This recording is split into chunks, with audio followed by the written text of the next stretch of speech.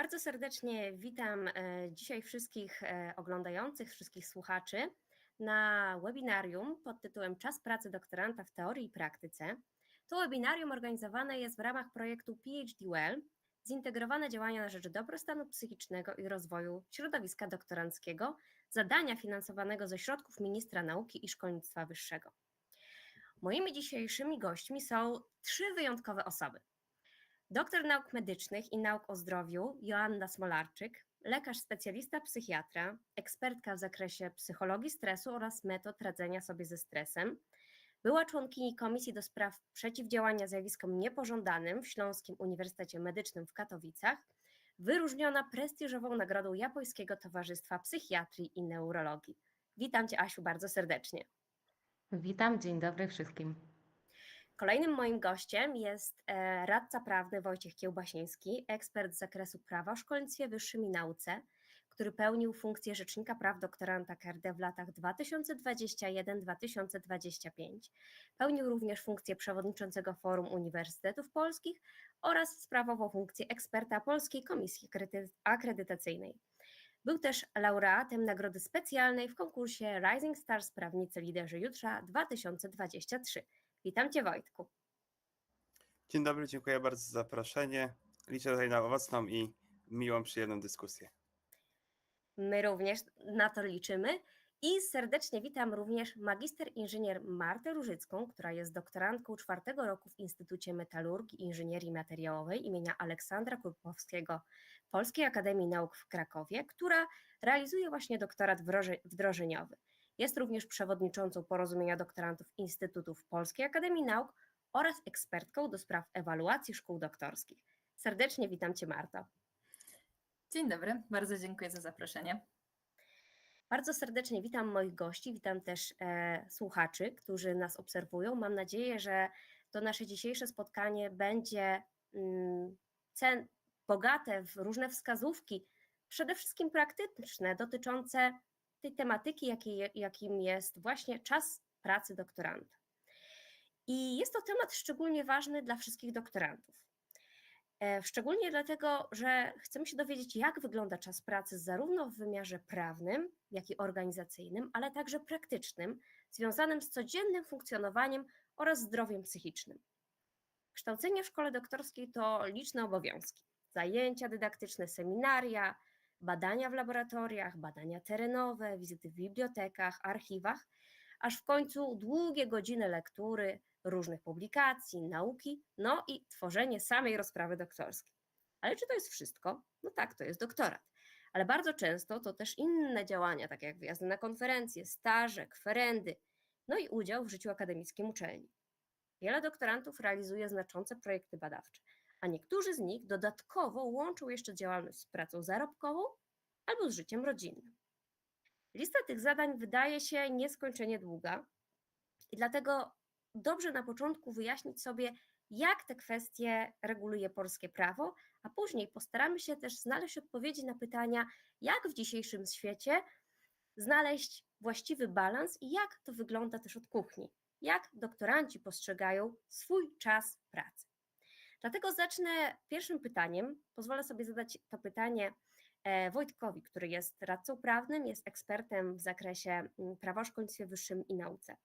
Wojtku, czy mógłbyś powiedzieć nam, czy w świetle obowiązujących przepisów prawa istnieje jakieś formalne określenie czasu pracy doktoranta? Jakie prawa i obowiązki dotyczące właśnie obciążeń dydaktycznych, badawczych czy administracyjnych wynikają nam z naszej głównej ustawy 2.0, Prawo o szkolnictwie wyższym i nauce? Dziękuję bardzo. Myślę, że temat jest niezwykle istotny, bo jeszcze jak tutaj wspólnie działaliśmy w Zespole Rzecznika Praw Doktoranta Krajowej Reprezentacji Doktorantów, to bardzo często otrzymywaliśmy różnego rodzaju pytania odnoszące się do tego, ile doktorant tak naprawdę czasu powinien spędzać w uczelni czy instytucie i czy jest to w jakiś sposób uregulowane. Jeżeli chodzi o ustawę, no to ustawa nam wskazuje jedynie, że doktorant jest obowiązany do realizacji programu kształcenia indywidualnego planu badawczego, a jak ten program kształcenia, indywidualny plan badawczy zostały przygotowane, to mamy już pewną autonomię w tym zakresie. Ponadto oczywiście doktorant jest obowiązany postępować zgodnie z regulaminem szkoły doktorskiej, do tego też bym chciał się odnieść, ale najpierw przejdę do IPB i do programu kształcenia.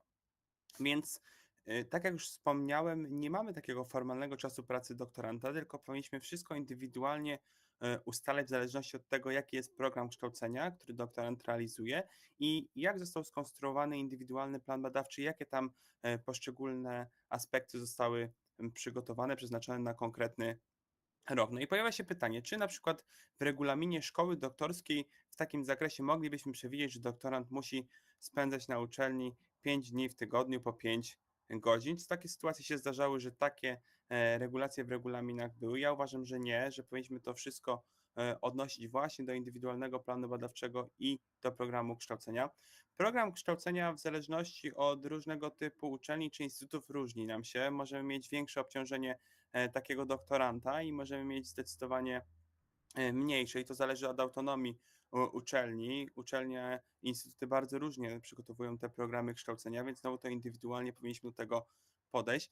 Jakby założenie, mam wrażenie, ustawodawcy było takie, żeby troszkę tych obciążeń takich związanych z zajęciami w porównaniu do studiów doktoranckich było mniej, żeby doktorant skupił się bardziej na tej pracy badawczej i realizacji indywidualnego planu badawczego. I właśnie ta realizacja indywidualnego planu badawczego to nasz powinien być dla nas, powinna być dla nas wskazówką tak naprawdę, ile tej pracy należałoby danego dnia, tygodnia, miesiąca czy roku akademickiego poświęcić, bo pewnie będą takie tygodnie, gdzie tej pracy będzie zdecydowanie mniej, a potem mogą zdarzyć się takie tygodnie, gdzie tej pracy będzie zdecydowanie więcej. Myślę, że na tym polega praca badawcza, że pewnych rzeczy czasami nie da się przewidzieć i wypadają takie sytuacje, gdzie trzeba zostać dłużej w laboratorium, posiedzieć dłużej w bibliotece, czy wyjechać na jakąś kwerendę, czy inny staż naukowy zagraniczny, więc od tego to zależy.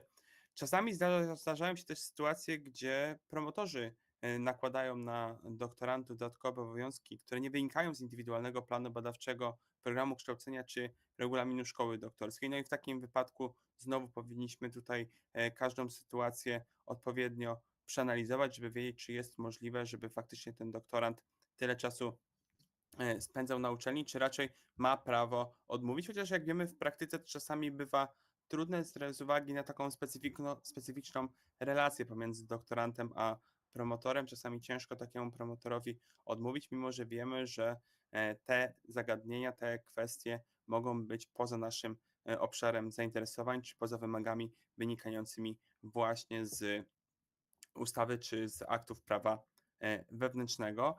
Więc pamiętajmy o tym, pamiętajmy też o tym, że doktoranci mają prawo do przerw wypoczynkowych w wymiarze nieprzekraczającym 8 tygodni w roku. To jest prawo doktoranta, z którego jak najbardziej można korzystać, więc ustawa nam tego nie reguluje. Regulują tak naprawdę te akty, o których wspomniałem, czyli mam tu na myśli program kształcenie, indywidualny plan badawczy, który tak naprawdę powinny kształtować tą ścieżkę naukową każdego doktoranta. Może tyle tytułem wstępu.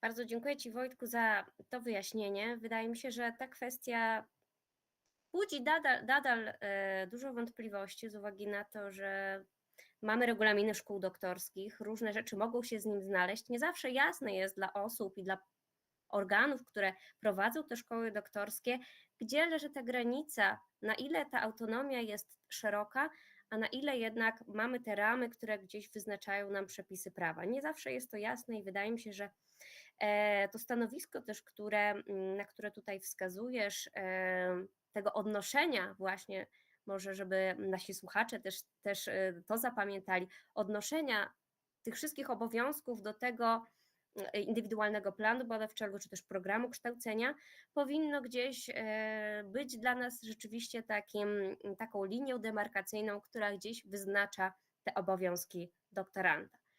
Mamy już takie pierwsze zakreślenie tego, jak to wygląda od strony formalnej, takiej formalno-prawnej. Powiedzieliśmy też, że doktoranci bardzo często łączą różne role społeczne, różne aktywności. Przepisy wyznaczają nam pewne wskazówki, pewne wytyczne, jak to powinno wyglądać, ale warto, wydaje mi się, zastanowić się, jak tymczasem gospodarować. Widzimy, że jego zawsze zdaje się być mało, zwłaszcza w perspektywie tych wielu zadań, które stoją zarówno przed doktorantami, jak też przed innymi członkami społeczności akademickiej. No i właśnie, mamy takie bardzo popularne hasło work and life balance. Wszyscy twierdzimy, albo wiele z nas mówi, że chcemy do niego dążyć, ale wobec dynamiki dzisiejszego świata myślę, że zachowanie odpowiedniego balansu nadal jest dla nas wyzwaniem. Współcześnie rzeczywiście mierzymy się z problemami w zakresie gospodarowania czasem. Często mówimy o różnego rodzaju przeciążeniach. Także eksperci wskazują na kryzys zdrowia psychicznego. Dlatego, Asiu, skieruję to pytanie do Ciebie, jako do specjalistki właśnie w zakresie zdrowia psychicznego. Jak Ty się odnosisz do tych kwestii? Jak Ty postrzegasz realizację tej idei work and life balance w życiu doktorantów? Powiedz nam też proszę, jak Twoim zdaniem rozpoznawać sygnały, gdzie ten czas pracy naszej jako doktorantów staje się już nieco nieodpowiedni, już niezdrowy dla dobrostanu psychicznego i jak my sami możemy na takie sytuacje reagować? Dziękuję bardzo, Basiu, za to pytanie i też za ten wstęp, który Ty już zrobiłaś, mówiąc o tym, że to odnajdywanie balansu, tak, między życiem zawodowym, naukowym a prywatnym to jest bardzo duże wyzwanie. Ja jako specjalista psychiatra to powiem szczerze, że dostrzegam, że to jest jedno z największych wyzwań tak naprawdę, jakie stawia przed nami życie. To jest znalezienie tego balansu pomiędzy pracą, pomiędzy przyjemnością, pomiędzy odpoczynkiem, życiem zawodowym, rodzinnym. I tu na pewno nie ma jednej prostej odpowiedzi, bo tak samo jak już powiedzieliśmy na początku, że dla każdego doktoranta ten doktorat jest trochę czymś innym, tak? Dla niektórych to jest główne zadanie, cel życiowy na 4 lata życia, dla innych to jest uzupełnienie pracy zawodowej, a jeszcze dla kogoś jest to pasja, ale pasja, na którą ma bardzo ograniczony czas w swoim tygodniu, miesiącu, roku, ze względu na to, że ma obowiązki zawodowe, finansowe, rodzinne. Czasami jakieś ograniczenia zdrowotne też nakładają się na to nasze funkcjonowanie codzienne, więc tak naprawdę to, jak będziemy szukać tego balansu i jaką ścieżką najłatwiej będzie nam go znaleźć, to będzie zależało też od tego, jak postrzegamy w ogóle siebie w roli doktoranta, doktorantki i czym ten doktorat dla nas jest, tak? Ja tak ideologicznie, trochę może utopijnie zakładam, że ta praca doktorska, czy ten no, obszar, którym się zajmujemy w doktoracie, no to powinien być obszar, który nas naprawdę pasjonuje, tak? I to generalnie jest zalecana ścieżka, tak, żeby wybierać takie tematy, które nas pasjonują, ale z punktu widzenia tutaj specjalistów zdrowia psychicznego, to też może nam dołożyć dodatkowych takich pułapek, w które możemy wpaść, bo w momencie, jeżeli zajmujemy się czymś, co naprawdę nas pochłania, naprawdę nas pasjonuje, to nie ma takiej opcji, że my idziemy nawet te 5 dni w tygodniu, czego nie może już od nas nikt wymagać, jak już Wojtek powiedział, ale idziemy na przykład 5 dni w tygodniu na 8 godzin pracować naukowo, to nie jest tak, że my o godzinie 15, 16 czy 17 wyjdziemy i zapomnimy o tym, co robiliśmy przez te wcześniejsze 8 godzin, tak? Ja wiem to ze swojego doświadczenia, wiem to z doświadczenia moich kolegów, koleżanek, ale również pacjentów, że jeżeli w coś jesteśmy bardzo mocno zaangażowani, to trudno jest nam tą pracę tak pozostawić i wrócić do domu i na przykład powiedzieć sobie, że teraz po 17 to ja już zajmuję się tylko życiem rodzinnym, tylko sportem, tylko odpoczynkiem i regeneracją. To jest tak, że jeżeli bardzo dobrze nam idzie, no to myślimy o tych sukcesach, które na nas gdzieś tam już czekają następnego ranka albo już w ogóle są za rogiem.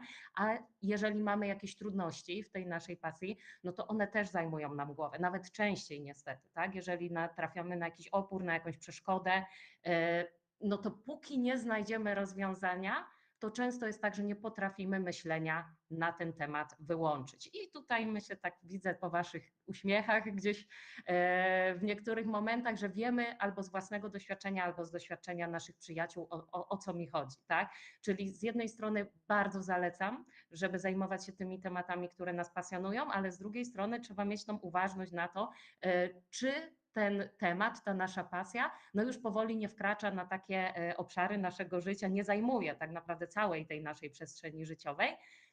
I czy nie zapominamy o innych ważnych kwestiach? I ja wymienię tylko kilka z tych podstawowych takich ważnych kwestii, bo oczywiście ich lista też jest bardzo długa i różna dla każdego doktoranta, dla każdej doktorantki, ale przede wszystkim to jest zdrowy sen i pojawia się on bardzo często na moich punktach jako pierwszy, nie bez powodu, dlatego że wśród dużej ilości doktorantów, młodych naukowców zaburzenia snu to jest jeden z najczęstszych elementów, który się pojawia, który wymaga niestety poprawy, czyli mamy tutaj jakieś zaburzenia funkcjonowania w obszarze snu, albo krótkotrwałe, albo długotrwałe. Więc zdrowy sen, zasady higieny snu na pewno są do zaopiekowania.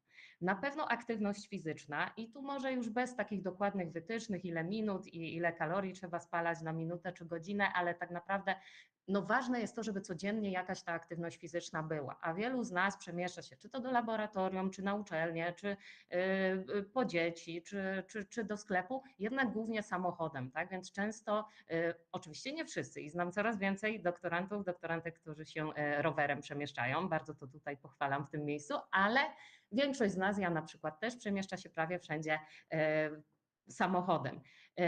I w tym momencie, jeżeli ta nasza praca doktorska nas na tyle pochłonie, że jeszcze siadamy do komputera popołudniem czy późnym wieczorem, to może być tak, a nawet wiem, że tak bywa, że cała doba minie i tej aktywności fizycznej to naprawdę jest tylko tyle, ile żeśmy przeszli po schodach, tak? A jeszcze często w pracy na uniwersytecie jest winda i nawet tej drobnej aktywności w ciągu dnia nie ma. A jak wiemy, aktywność fizyczna, tutaj to jest sprawa bezdyskusyjna, na zdrowie psychiczne też się, czy też brak aktywności fizycznej na zdrowie psychiczne się bezpośrednio przekłada. Więc na pewno zdrowy sen, na pewno aktywność fizyczna, na pewno pilnowanie tego, co jemy, jak się odżywiamy. Tutaj akurat doktorantki, doktoranci, którzy mają dzieci, potomstwo, to mają z tym mniejszy problem, bo zwykle jak już dbają o przygotowanie posiłków dla innych członków rodziny, to przy okazji, można też tak powiedzieć, nawet jak są bardzo zaabsorbowani pracą, to dla siebie też coś zdrowego ugotują, ale doktoranci, doktorantki, single, singielki, tu już gorzej, tak? I tu już jak rozmawiamy z doktorantami, to zdarza się, że albo cały dzień nie jedzą prawie nic, tak? Czy jedzą dopiero wieczorem, albo że ta jakość tych posiłków, niestety odbiega od tego, co gdzieś tam w piramidzie zdrowego żywienia możemy oglądać, a jak wiemy, tutaj też bezpośrednie jest powiązanie pomiędzy dietą, nawodnieniem, a naszym zdrowiem psychicznym. I ostatnia rzecz, na którą nie zawsze mamy wpływ, ale uważam, że zbyt często racjonalizujemy, że nie mamy wpływu, a tak naprawdę spory wpływ mamy na to, z kim współpracujemy. Czyli nasze sieci społeczne, to wiadomo, chodzi mi również tutaj o kontakty przyjacielskie, o to, z kim decydujemy się spędzać swój wolny czas, ale też bardzo uważnie należy dobierać współpracowników do swoich projektów naukowych, bo myślę, że tu mamy wszyscy takie doświadczenia. Dobry współpracownik, tak, na którego możemy liczyć, z którym potrafimy rozwiązywać nawet trudne sytuacje, nawet jakieś porażki.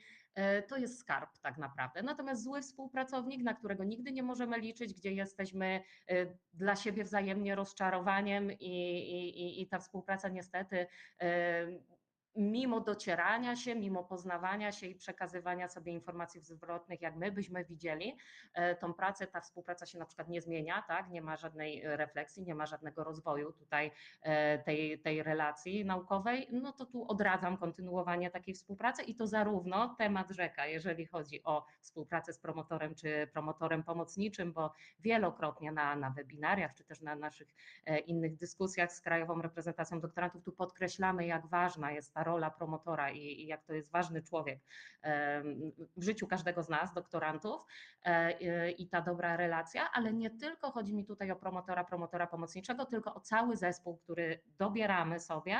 Jako doktoranci oczywiście nie mamy często tego 100% wpływu na to, kto w zespole będzie, kto nie, ale zwykle jednak głos możemy zabrać. Ja mam takie doświadczenia, że tak naprawdę możemy zabrać głos, możemy zaprosić więcej osób do projektu albo zaprosić mniej, jeżeli to jest nasz projekt, tak? Więc tu bardzo też zwracam uwagę na to, żeby uważnie tych współpracowników w swoim otoczeniu dobierać, jeśli tylko mamy na to wpływ, bo to ma ogromne znaczenie tak naprawdę i w efektach naszej pracy i we wpływie na nasze zdrowie psychiczne.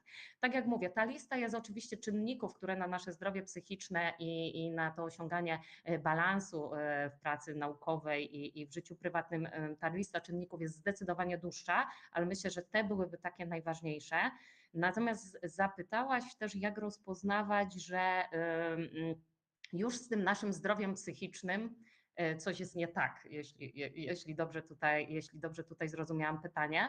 I tutaj ponownie powiem o naszych współpracownikach i o osobach w naszym otoczeniu, które dobieramy, z którymi spędzamy czas. Bardzo często jest tak, że jak my się zagalopujemy w swojej pracy, to nie dostrzegamy pewnych symptomów. Nawet nie dostrzegamy tego, że nie dosypiamy, że nie dojadamy, że jesteśmy jacyś tacy bardziej drażliwi, nerwowi. Często tego nie widzimy, albo inaczej, jak my to widzimy, to często już jest bardzo źle, tak bym powiedziała, że to już jest to kilka stadiów dalej. Wcześniej zwykle obserwują to osoby z naszego otoczenia. Więc to, co mogę doradzić, to żeby starać się, chociaż jest to bardzo trudne, bez nerwowości, bez oburzenia podchodzić do tego, jak nasi bliscy nam zwracają uwagę na to, że coś się zmieniło, że coś w naszym zachowaniu może wymaga poprawy, albo mówią wprost, ty potrzebujesz odpoczynku, tak? Ty potrzebujesz urlopu. U mnie w klinice to mamy w ogóle takie hasło czas na urlop i jeżeli komuś mówimy Asia, czas na urlop, to znaczy, że albo muszę zrobić kilka wdechów i w ogóle zmienić swoje nastawienie do dzisiejszej pracy i do sprawy, albo jeżeli mi się to nie uda, to może faktycznie czas na urlop, tak? Czas na jakąś przerwę, bo jeżeli jestem bardziej drażliwa, jeżeli jestem mniej uważna, no to moi współpracownicy, to są w większości psychiatrzy, psychologowie, to też od razu to dostrzegają. Także jakiś rodzaj przemęczenia, jakiś rodzaj braku energii u mnie występuje. Więc takie hasło czas na urlop od naszych najbliższych czy od naszych współpracowników to jest bardzo ważne. No i druga rzecz, możemy też ten poziom trudności z naszym zdrowiem psychicznym właśnie przy okazji urlopu, do czego zachęcam, bo jeszcze jest wrzesień, jeszcze mamy miesiąc, może część doktorantów, doktorantek teraz będzie się udawała na urlop. Jeżeli czujemy właśnie przemęczenie, jeżeli czujemy za małą efektywność naszej pracy, nie czujemy satysfakcji z naszej pracy, tak? Czyli te takie pierwsze symptomy wypalenia w naszej pracy naukowej, to warto właśnie poobserwować siebie w czasie urlopu, jak to wygląda. Bo jeżeli jest tak, że w czasie urlopu my jesteśmy w stanie się zrelaksować, jesteśmy w stanie naładować swoje akumulatory i wracamy do pracy z nową energią, to oznacza po prostu, że potrzebowaliśmy tego urlopu, albo często, że trochę za późno na ten urlop się udaliśmy, ale jesteśmy w stanie funkcjonować efektywnie po powrocie. Natomiast najgorsza sytuacja to jest wtedy, jeżeli nawet w czasie wolnym, czyli nawet jeśli jest weekend, który mieliśmy spędzić z partnerem czy mężem, tak? Nawet jeżeli jest właśnie urlop tygodniowy, dwutygodniowy, który miał być chwilą oddechu, który miał być czasem spędzonym czy samemu na relaksie, czy z najbliższymi i to się nie udaje, my dalej myślimy o naszych czy to porażkach, czy sukcesach naukowych, ale nie potrafimy przestać myśleć o tej pracy, ona dalej nas w jakiś sposób stresuje, zajmuje nasze myśli, no to tak naprawdę to jest już taki ważny sygnał, który mówiłby o tym, że prawdopodobnie nie poradzimy sobie sami, tak? Czyli że warto byłoby się zwrócić o pomoc, czy to do psychologa, czy może już do psychiatry, jeżeli widzimy symptomy czy zaburzeń snu, czy zaburzeń nastroju, czy inne, tutaj nie chcę wchodzić w szczegóły tak, objawów symptomatologii psychiatrycznej. Natomiast pierwszym takim krokiem na pewno zawsze właściwym będzie pójście na konsultację do specjalisty psychologa.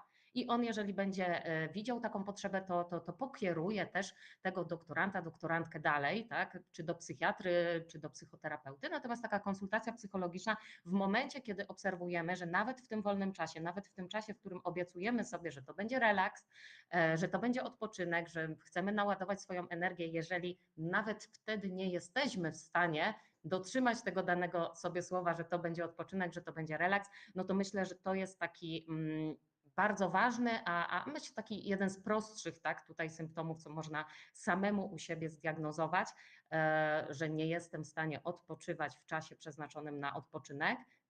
Nierzadki niestety u doktorantów, ale jeżeli taki problem się pojawia, to tutaj no, oby jak najrzadziej to w ogóle miało miejsce, ale jeżeli taki problem się pojawia, to radziłabym skorzystać już z pomocy specjalisty. Bardzo dziękuję Ci, Asiu, za tą ogromną dawkę wiedzy takiej bardzo skondensowanej dla wszystkich osób zainteresowanych tym tematem. Rzeczywiście to, co ja dostrzegam też w Twojej wypowiedzi i ze swojej praktyki, jako osoby, która też przez lata zajmowała się od tej strony prawnej problemami doktorantów, czyli bardzo często może ten idealizm, który ściera się z praktyką i wchodzimy w praktykę i często ta rzeczywistość, no taka jak jest rzeczywistość, nie jest czarna ani biała, jest po prostu odcieniami szarości. I no, pojawiają się różne sytuacje trudne i różne też sytuacje często problemowe, często konfliktowe. I tak jak mówisz, no najtrudniejszą sytuacją jest taka, gdzie gdzieś tkwimy w jakiejś pułapce, prawda? Mamy to otoczenie swoje nieprzyjazne nam, przynajmniej w naszym odczuciu. I często nie możemy sobie znaleźć jakby jakiegoś ujścia naszych emocji, nie możemy poradzić sobie też z tą sytuacją, którą mamy w naszym zakładzie pracy, czy tam, gdzie realizujemy nasz doktorat. Więc to są też takie problemy, które wydaje mi się, że no, próbą przynajmniej przeciwdziałania im, odpowiedzi właśnie jest też między innymi ten projekt PhD Well. Ja tylko przypomnę, że w ramach tego projektu prowadzone są też nieodpłatnie konsultacje psychologiczne, które właśnie, jeśli ktoś odczuwa właśnie takie symptomy, takie sytuacje, coś takiego, o czym Asia tutaj nam opowiedziała, to zachęcam też do skorzystania, jest taka możliwość. Przejdźmy teraz do może jeszcze innych aspektów tego całego zagadnienia, bardzo szerokiego. Mam nadzieję, że jeszcze niektóre rzeczy, o których tutaj już wspomnieliśmy, dotknęliśmy, jeszcze będą przedmiotem naszej dyskusji. Ale teraz trzeba przejść do, można powiedzieć, praktyki, do takiej kuchni tego, jak to wygląda. Nieprzypadkowo moim dzisiejszym gościem jest też Marta, która realizuje taką specyficzną formę doktoratu, jaką jest doktorat wdrożeniowy. Doktorat wdrożeniowy to jest właśnie taka, można powiedzieć, kompilacja zarówno tej pracy w zakładzie pracy, jak i realizowania badań naukowych, które te badania naukowe mają w jakiś sposób, mają taki przede wszystkim wymiar wdrożeniowy, aplikacyjny. I właśnie tutaj to jest też bardzo specyficzna forma doktoratu. Doktorantów w tym modelu, no można powiedzieć, jest znacznie mniej niż ogólnie cała liczba doktorantów, ale jest to też program bardzo ciekawy, bardzo wartościowy, który też no w opinii wielu ekspertów wymaga wielu zmian, wielu też refleksji nad jego kształtem. I wydaje mi się, że to właśnie dobrze jest, żeby rozmawiać na ten temat, na temat w ogóle doktoratu wdrożeniowego na różnych płaszczyznach i pod różnymi kątami. I dlatego chciałabym się, Marto, Ciebie zapytać, jak wygląda taki typowy tydzień doktoranta, który realizuje taki doktorat wdrożeniowy? Czy to się znacząco różni od doktoratu w trybie podstawowym? I jakie w Twojej ocenie są takie szczególne jakieś wyzwania, z którymi doktoranci wdrożeniowi mierzą się na co dzień w swojej pracy? Słowo specyficzne jest tu użyte bardzo idealnie. Zdecydowanie ciężko jest pogodzić, jak wiadomo, ciężko jest pogodzić życie prywatne, zawodowe i naukowe. I właśnie ten doktorat wdrożeniowy troszeczkę pomaga, ponieważ pracodawca, zgadzając się na, by jego pracownik rozpoczął doktorat wdrożeniowy, musi liczyć się z tym i w większości tak jest, że ten pracownik w pewnych przypadkach no, będzie wyłączony z tej pracy, że będzie musiał czy sam prowadzić zajęcia, na przykład realizując doktorat na uczelni, czy ogólnie brać udział w zajęciach dydaktycznych, w seminariach i poświęcić też ten swój czas właśnie na te badania. A oprócz tego pracować i, że tak powiem, wypełniać obowiązki te, które właśnie ma wobec swojego pracodawcy. Więc to ja bym trochę porównała do takiego podwójnego życia albo pracy na 2 etaty tak naprawdę, bo jakbym miała odpowiedzieć, jak wygląda taki typowy dzień doktoranta wdrożeniowego, no to tak naprawdę to jest no, w głównej mierze praca na pełen etat jakby u pracodawcy. I zgodnie z tym, jak ma właśnie w indywidualnym planem badawczym realizuje swój doktorat, realizuje badania, czy często te badania właśnie musi zabierać z pracy na uczelnię. Ja akurat mam to szczęście, że pracuję zawodowo też w instytucie badawczym, więc te moje badania mogę rozłożyć a że tak powiem, doktorat realizuję, tak jak wspominałaś, w Instytucie Polskiej Akademii Nauk, więc ja te moje badania mogę rozłożyć na oba instytuty, więc mam o tyle łatwiej. I też to jest niewątpliwym plusem, że doktoranci realizujący doktorat w Instytutach Polskiej Akademii Nauk nie mają tej dydaktyki. Jakby ten aspekt pracy ze studentami tutaj im odpada i co jest na pewno ułatwieniem, ale jakby jest też grono doktorantów, którzy są na doktoratach wdrożeniowych i realizują swoje doktoraty na uczelniach. Wtedy w zależności od uczelni, od regulaminów, zawsze tutaj można się w jakiś sposób dogadać, realizować poprzez czy praktyki, czy po prostu realizować zajęcia dydaktyczne. To jest wszystko kwestią takiego dogadania się i właśnie po prostu zobaczenia, jak jest na innych uczelniach i może zaczerpnięcia jakichś fajnych, dobrych praktyk i pogodzenia tego. Jakby ja uważam, że jakby każdy problem nie będzie problemem, tylko będzie wyzwaniem i wszystko można pogodzić. I ja wiem, że każdy doktorant to nie jest tak, że tylko wdrożeniowi są tacy nadgorliwi, że po prostu w dzień pracują, a wieczorem zajmują się na przykład pisaniem publikacji czy jakimś tam opracowaniem, bo to każdy doktorant tak ma. I tutaj nie chcę jakoś tych wdrożeniowych bardzo wywyższać, ale no niestety przez to, że w dzień właśnie są obowiązki takie związane z sprawozdawcą, no to te weekendy i te wieczory są raczej zarezerwowane na takie bardziej prace właśnie z komputerem. I wtedy faktycznie jest mniej czasu na rodzinę i właśnie takie życie prywatne. I właśnie to jest chyba taki największy trud, właśnie znaleźć ten balans, o którym wszyscy teraz mówicie, żeby właśnie pogodzić pogodzić to, co w życiu jest nam najbardziej potrzebne. Ale też warto to wspomnieć, bo ja mimo wszystko jestem z tych ludzi, którzy uważają, że doktorat wdrożeniowy jest potrzebny i jest dobrym projektem. Faktycznie wymaga kilku zmian, ale też na przestrzeni edycji, które się odbyły, widać zmiany, które już zaszły w tym programie, jakim jest doktorat wdrożeniowy. Mówi się, że pracujemy na podwójny etat, ale też jakby dzięki temu mamy też dodatkowe to finansowanie, bo mamy oprócz zwykłej pensji, mamy też i finansowanie w postaci stypendium. Więc to jest bardzo, że tak powiem, plus, na który pewnie kusi wielu doktorantów i wcale się nie dziwię. Więc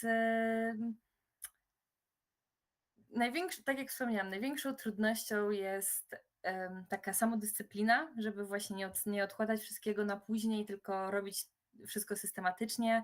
Wtedy zawsze można wszystko pogodzić i każdy deadline, że tak powiem, dowieść. Super, bardzo Ci dziękuję za to przybliżenie też tej formuły, tych różnic i podobieństw, jakie mamy w tym zakresie. Cieszę się też, że to Ty jako też doktorantka wdrożeniowa sama podkreśliłaś, że ta formuła jest też wartościowa i że warto ją kontynuować. Wydaje mi się, że tutaj też podzielam to stanowisko i wydaje mi się, że wiele zmian, które mogą zostać wprowadzone, które mają zostać wprowadzone, będą tylko rzeczywiście ten program popularyzować i będzie się on coraz lepiej rozwijał. Ale przechodząc właśnie do tych ewentualnie takich niuansów, problemów, które mamy, chciałabym przejść jakby tak płynnie do takiego zagadnienia prawnego, dlatego swój wzrok też kieruję na Wojtka, który jako ekspert prosiłabym Cię, żebyś trochę nam to wyjaśnił. Jak ta sytuacja prawna doktorantów wdrożeniowych, czy ona się w jakiś sposób różni od doktorantów, którzy przygotowują rozprawę poza tym programem, czy jakby te same, tak jak my rozmawialiśmy o różnych pewnych wątpliwościach, które też wyjaśniałeś odnośnie właśnie czasu pracy w zakresie regulaminów szkół doktorskich. No tutaj mamy indywidualny plan badawczy, również jest realizowany, ale czy tutaj są jakieś odrębności, czy tutaj ten czas pracy jest regulowany jakoś inaczej? I to jest jakby jedna część mojego pytania. Jeśli już jesteśmy przy takich szczególnych rozwiązaniach, to chciałabym Cię też zapytać właśnie o takie szczególne rozwiązania. Czy przepisy przewidują nam właśnie jakieś takie szczególne rozwiązania, które pozwalają nam ten czas pracy trochę uelastyczniać, czyli właśnie w kontekście młodych rodziców, którzy realizują doktorat, doktorantek w ciąży albo osób, które no, zmagają się z różnymi dolegliwościami. Czy tutaj dla nich są jakieś przewidziane specjalne rozwiązania na ten temat dotyczące właśnie czasu pracy? Dobrze, dziękuję bardzo. Kwestia doktoratu wdrożeniowego też jest kwestia, która wielokrotnie wpływała do Rzecznika Praw Doktorantek Krajowej Reprezentacji Doktorantów, jak jeszcze tutaj pełniłem tę funkcję. I tutaj myślę, że warto powiedzieć jedną rzecz już na początek, że osoba, która realizuje doktorat wdrożeniowy, jest równocześnie doktorantem w szkole doktorskiej, jak już mówiliśmy, więc obowiązują go wszystkie kwestie związane z ustawą Prawo o szkolnictwie wyższym i nauce. I w mojej ocenie komunikat ministerialny nie ma takiej siły, żeby to modyfikować, bo nie jest źródłem prawa powszechnie obowiązującego. Natomiast to jest teoria. W praktyce wiemy, że wygląda to troszkę czasami inaczej i są różnego rodzaju inne kwestie. Pamiętajmy, że mamy umowę trójstronną pomiędzy uczelnią czy instytutem, doktorantem a pracodawcą. Mamy też promotora ze strony pracodawcy. Mamy też kwestie, które są bardzo istotne, związane właśnie z tym, że realizujemy ten doktorat również u pracodawcy, więc w praktyce pewne odmienności na pewno będą, o których tutaj Marta najlepiej wie, że faktycznie czasami w kontekście właśnie tego czasu pracy to wygląda troszeczkę inaczej. Natomiast te kwestie, o których ja mówiłem już na samym wstępie, to jak najbardziej one obowiązują, bo obowiązują przepisy ustawy Prawo o szkolnictwie wyższym i nauce, natomiast pewne odmienności mogą wynikać właśnie z kwestii związanych z umową trójstronną czy ustaleniami pomiędzy pracodawcą, szkołą doktorską, a samym doktorantem. I tutaj wydaje mi się, że najważniejszą kwestią jest to, żeby po prostu się po ludzku dogadać i żeby każda ze stron wskazała od początku na swoje oczekiwania i żeby dogadać kwestie obowiązków każdej ze stron. Jak to będziemy mieli uregulowane już od samego początku, to będzie zdecydowanie łatwiej i pewne kwestie będzie można zdecydowanie lepiej przystosować. Jeżeli chodzi o wsparcie osób ze szczególnymi potrzebami, to myślę, że to jest bardzo istotny temat. W kontekście czasu pracy nasz ustawodawca nie zdecydował się na uregulowanie jakichś odmiennych kwestii związanych z nie wiem, realizacją indywidualnego planu badawczego czy z realizacją programu kształcenia, ale oczywiście kwestie związane z rodzicielstwem mogą wynikać też z tego różnego rodzaju zawieszenia w szkole doktorskiej, czy zawieszenia z tytułu urlopu macierzyńskiego, czy urlopu rodzicielskiego. Jak najbardziej jest taka możliwość, która wynika z ustawy Prawo o szkolnictwie wyższym i nauce. No i znowu wracamy do pojęcia autonomii. W tym zakresie uczelnie czy instytuty mogą w swoich wewnętrznych aktach prawnych, w szczególności w regulaminach szkoły doktorskiej, regulować kwestie związane z tym, żeby pewne udogodnienia dla osób ze szczególnymi potrzebami były. Mam tu na myśli chociażby kwestie jakiejś elastyczności czasu pracy, jakieś kwestii związanej z szczególnym wsparciem osób na przykład z niepełnosprawnościami, czy to przedłużony czas, jeżeli są egzaminy, przedłużony czas egzaminu, czy różnego innego rodzaju kwestie, też pomocy, taktyczna pomoc asystenta, które by powodowały, że ten czas pracy doktoranta byłby krótszy. Więc takie kwestie jak najbardziej możemy sobie wyobrazić. Co więcej, one są istotne z punktu widzenia ewaluacji jakości kształcenia w szkole doktorskiej. Wiemy, że rozpoczęły się pierwsze ewaluacje jakości kształcenia i w tym zakresie wsparcie doktorantów, rodziców czy doktorantów z niepełnosprawnościami też jest istotnym aspektem, który jest brany pod uwagę i na który należy zwrócić uwagę. Warto w tym zakresie wymieniać się dobrymi praktykami, czy to pomiędzy dyrektorami szkół doktorskich, czy to pomiędzy samorządami doktorantów. Pamiętajmy, że samorządy doktorantów w Polsce mają bardzo duży wpływ na regulaminy szkoły doktorskiej i ten wpływ powinien być właśnie odzwierciedlać się w tej elastyczności i w tej pomocy osobom ze szczególnymi potrzebami, które powinny być zawarte właśnie w przepisach prawa. My oczywiście nie jesteśmy w stanie uregulować wszystkich sytuacji, zastanowić się, jak to będzie wyglądało, kto będzie w jakiej sytuacji, ale tu jest znowu kolejna bardzo istotna rzecz, czyli osoba, która podejmuje decyzję w szkole doktorskiej, najczęściej jest to dyrektor szkoły doktorskiej, to musi być osoba prodoktorancka, która naprawdę potrafi z życzliwym sercem podejść do doktoranta, jest osobą empatyczną i w trudnych sytuacjach potrafi znaleźć rozwiązania, które należy wdrożyć. Pamiętajmy, że prawo jest tylko narzędziem do tego, żeby pewne rzeczy wdrażać i ono nie powinno po prostu blokować pewnych kwestii. Myślę, że w tym kierunku powinniśmy podążyć, a znowu samorządy doktorantów na wybór dyrektora szkoły doktorskiej też mają wpływ, więc to jest kolejna rzecz, na którą należy zwrócić uwagę, żeby te sytuacje przewidzieć, żeby te kwestie związane właśnie z osobami ze szczególnymi potrzebami były uwzględnione. Bardzo dziękuję Ci za tą odpowiedź. Też wydaje mi się, że bardzo istotna kwestia została tutaj podniesiona, czyli kwestia ewaluacji szkół doktorskich, która też może stanowić właśnie szansę dla doktorantów, żeby właśnie mogli przedstawić swoją perspektywę. Tak, Wojtku? Tak, jeszcze chciałem dopowiedzieć, bo zapomniałem jeszcze o ostatniej kwestii swojego pytania, czyli tych zwolnieniach lekarskich. O to też tutaj dopytać, a myślę, że to jest dla naszych słuchaczy dość istotna kwestia.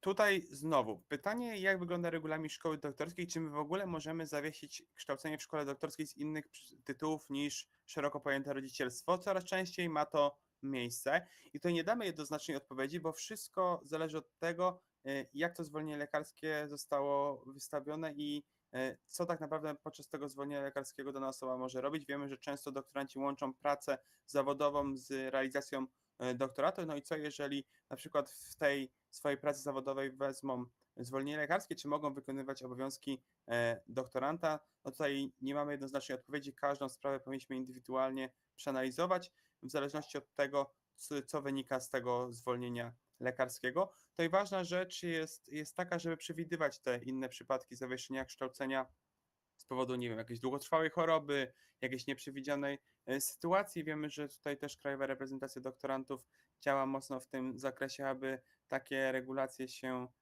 pojawiły i żeby kwestia tego zawieszenia została wprowadzona. Tyle tytułem uzupełnienia. Dziękuję Ci bardzo. Rzeczywiście te działania już od dawna, to był jeden z takich flagowych postulatów i w dalszym ciągu jest Krajowej Reprezentacji Doktorantów, żeby tę lukę prawną uzupełnić. Ja, mimo iż jestem prowadzącym, też mogę dopowiedzieć do tej kwestii zwolnień lekarskich, że obalić taki mit, który często funkcjonuje w opinii publicznej, że nie ma czegoś takiego, że jak ktoś ma L4, to nie może wyjść z domu. To tak nie działa, to też nie zawsze jest tak. Ważne, żeby to pamiętać, tylko jest takie stanowisko nawet Sądu Najwyższego, który właśnie mówi, że wszystko zależy od tego. Clue jest takie, że to zwolnienie ma służyć temu, żeby ktoś wydobrzał, żeby powrócił do sił, powrócił do zdrowia. Jeśli spacer jest dla niego czymś, co mu pomoże, to jest on dopuszczalny, ale jeśli no to jest coś, co będzie mu przeszkadzało w powrocie do zdrowia, no to w takim wypadku nie będzie to właściwe i można się tutaj spotkać z kontrolą ZUS w tym zakresie, ale to jest taka ciekawostka i takie obalenie mitu. Dobrze, żeby też o tym pamiętać. Powiedziałam też o kwestii ewaluacji, która też jest szalenie istotna, bo tak jak już powiedziałam, no jest to też szansa dla doktorantów, żeby przedstawić swoją perspektywę, właśnie żeby te ewentualne wątpliwości, te rozwiązania, o których Wojtek tutaj wskazywał, żeby móc popularyzować i wprowadzać tam, gdzie rzeczywiście jest to możliwe. Chciałabym teraz wrócić do tego, o czym już trochę sobie powiedzieliśmy i trochę Asia już nam nakreśliła te kwestie pracy w takim też specyficznym środowisku. No bo właśnie, środowisko akademickie ma też wiele swoich szczególnych cech. Doktorant funkcjonuje w pewnym otoczeniu, w jakiejś społeczności, często współpracuje z osobami bardziej doświadczonymi, o wyższej pozycji, w takiej trochę hierarchicznej strukturze, ale z drugiej strony też już powoli kształtuje swoją rolę jako mistrza względem osób, które są, no można powiedzieć, w tej hierarchii niżej. Ma kontakt ze studentami, już zaczyna się dzielić z nimi swoją wiedzą.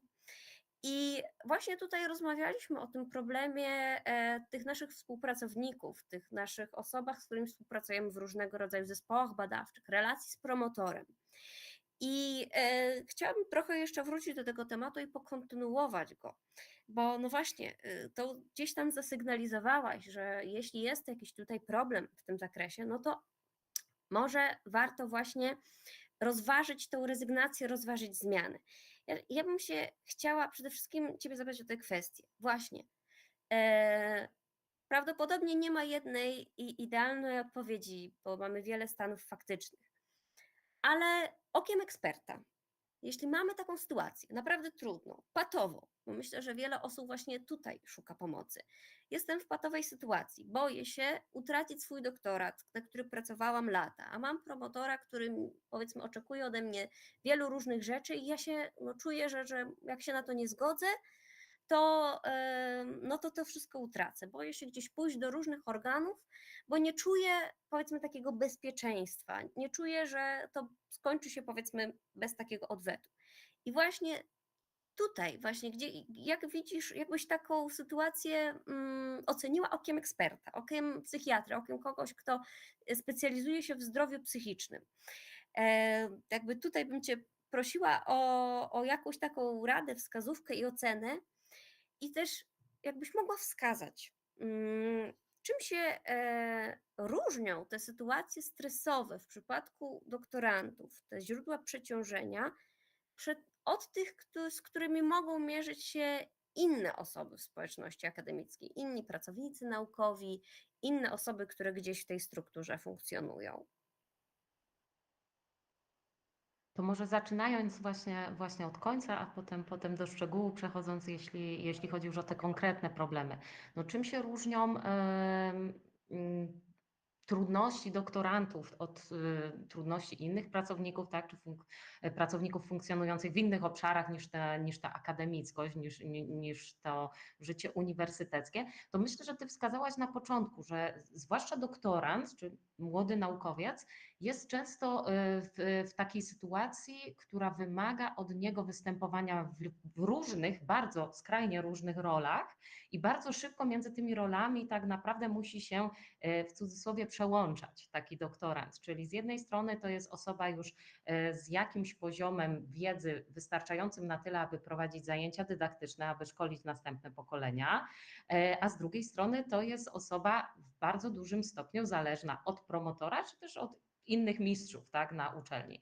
I tutaj część z nas ma dużą łatwość w przełączaniu się między tymi rolami, tak, czy w funkcjonowaniu w każdym zespole, rozumie swoją rolę, bo to jest ważne, rozumie swoją rolę w różnych zespołach i się adekwatnie do niej zachowuje.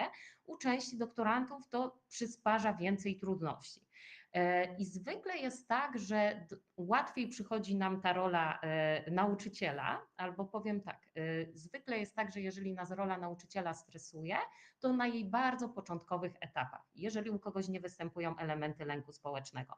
Czyli pierwsze, drugie zajęcia ze studentami to jest jakiś większy stres, ale potem, kiedy widzimy, że to idzie dobrze, tak, że to studenci nie są nikim strasznym, że chcą. Często jest też tak, że właśnie z młodymi prowadzącymi studenci nawiązują łatwiej kontakt, lepszy kontakt, chcą się uczyć od tych młodszych nauczycieli, jakoś bardziej dynamicznie, nie musi tak być, ale że czują, że te zajęcia są bardziej dynamiczne i że po prostu te zajęcia, które prowadzimy dla studentów, przychodzą nam całkiem łatwo. Tak jak mówię, nie dotyczy to tych doktorantów, którzy niestety się mierzą z jakimiś trudnościami, które już wskazują na fobię społeczną czy elementy lęku społecznego, bo jeżeli tak jest, że mija semestr, mija rok i my dalej nie potrafimy się w tej roli nauczyciela akademickiego odnaleźć, no to tutaj też byłby ten kierunek konsultacji psychologicznej, co tak naprawdę, żeby zidentyfikować, co nas tak bardzo przeraża w prowadzeniu tych zajęć, bo może to jest tak, że dostaliśmy przedmioty, których absolutnie nie chcemy prowadzić z jakiegoś powodu,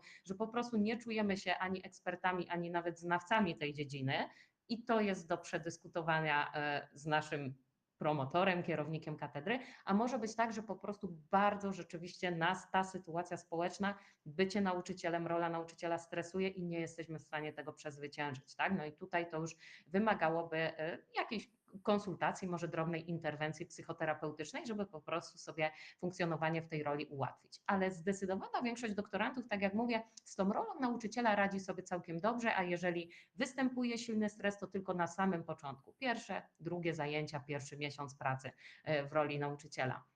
Natomiast dużo częściej właśnie zdarza się niestety ta druga sytuacja, którą ja identyfikuję i jako częstszy, i jako poważniejszy problem, czyli że stresem jest współpraca z promotorem, czy no z przełożonym. Tak? Czasami jest tak, że nasz promotor nie jest zwierzchnikiem całej jednostki, całej katedry i z promotorem mamy całkiem dobry kontakt, ale na przykład występuje jakaś rywalizacja, tak to nazwijmy, między naszym promotorem a kierownikiem jednostki i na przykład ten kierownik jednostki jakieś utrudnienia, tak, jakichś utrudnień nam przysparza. Ale najczęściej, tak jak ja rozmawiam z doktorantami, najczęściej taką sytuacją stresową, przerastającą możliwości adaptacyjne doktoranta, no to jest ten konflikt z promotorem, albo no niezrozumienie, bo konflikt to już jest bardzo duże słowo, ale niezrozumienie dążeń, niezrozumienie celów. Promotor trochę inaczej widzi te efekty naszej pracy, albo szybciej, albo właśnie później, bo to też nie jest takie oczywiste, że każdy promotor chce,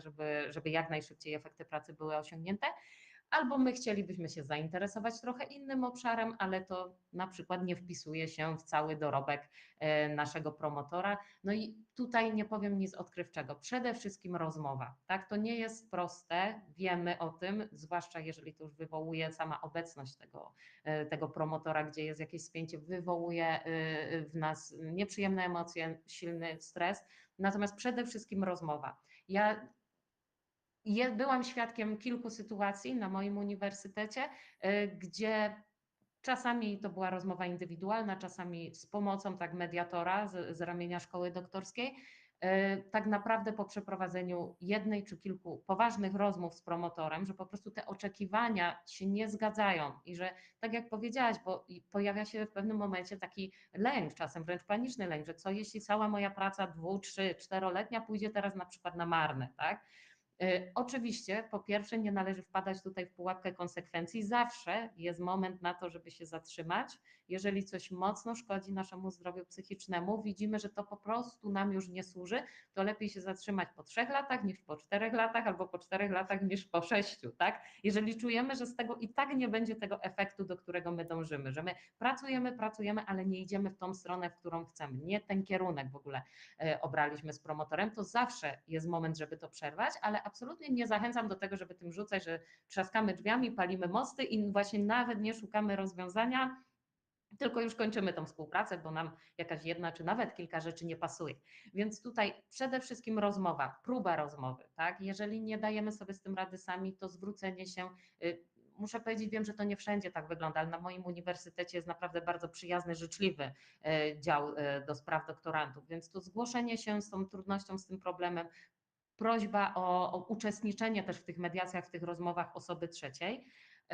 No i w tych skrajnych sytuacjach, kiedy to porozumienie nie jest możliwe do osiągnięcia, czyli już podjęliśmy rozmowę czy próbę rozmowy i widzimy, że nie dogadamy się z tym naszym promotorem, no to jednak zmiana promotora, ale to jest kolejny bardzo obszerny temat, bo wiemy, że zmiana promotora formalnie, no to jest w regulaminie tak szkoły doktorskiej czy w innych dokumentach uzupełniających opisana, jak ma wyglądać, ale wiemy też, że w wielu środowiskach może być to problem tak naprawdę bardziej złożony, tak? Czyli jeżeli my wejdziemy na no, może nie aż wojenną, ale jakąś waleczną ścieżkę tak, z naszym dotychczasowym promotorem, to może być tak, że zwłaszcza w dziedzinach, gdzie tych specjalistów, ekspertów nie ma zbyt wielu, nikt inny też nie powinno tak być, ale nikt nie będzie chciał się podjąć bycia promotorem tej pracy, tak?